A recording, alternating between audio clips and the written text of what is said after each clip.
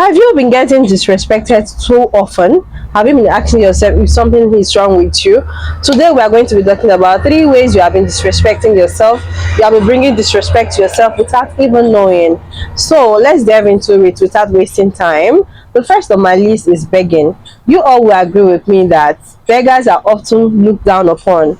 Okay, so when you beg for bare minimum things like affection, love, attention, care, you are tend to be looked down upon.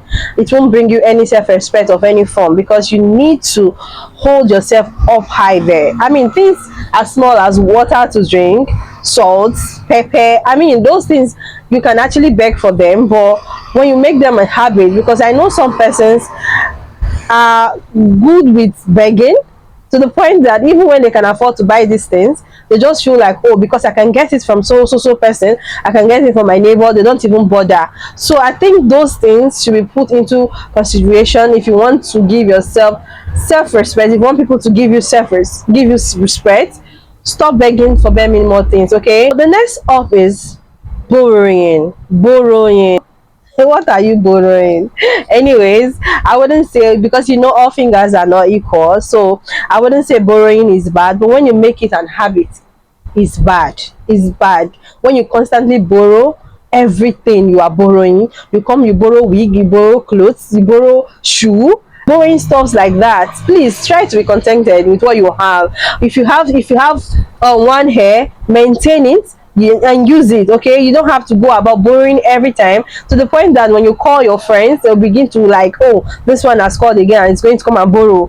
People will be scared to talk to you because they feel like, oh, the next minute you are going to ask for something. So you need to give yourself respect by minimizing the level to which you borrow. So you have to now give yourself some self-respect by not borrowing too often, and not things that are really, I mean, things like hair, shoe, bags, clothes are not things you should even borrow in the first place. Gadgets, electronic gadgets and stuff like that. I want people to respect you.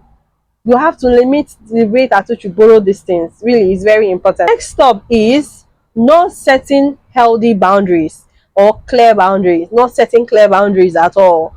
You know, when somebody calls you like maybe a bad name and you are not comfortable with it, it is good you address it instanta.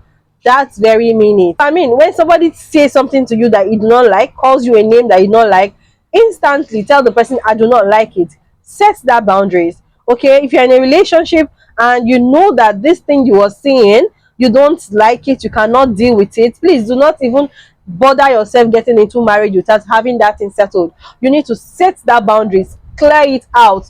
Don't assume this person should know that this thing is hurting me. They don't know most of the time. You need to tell them.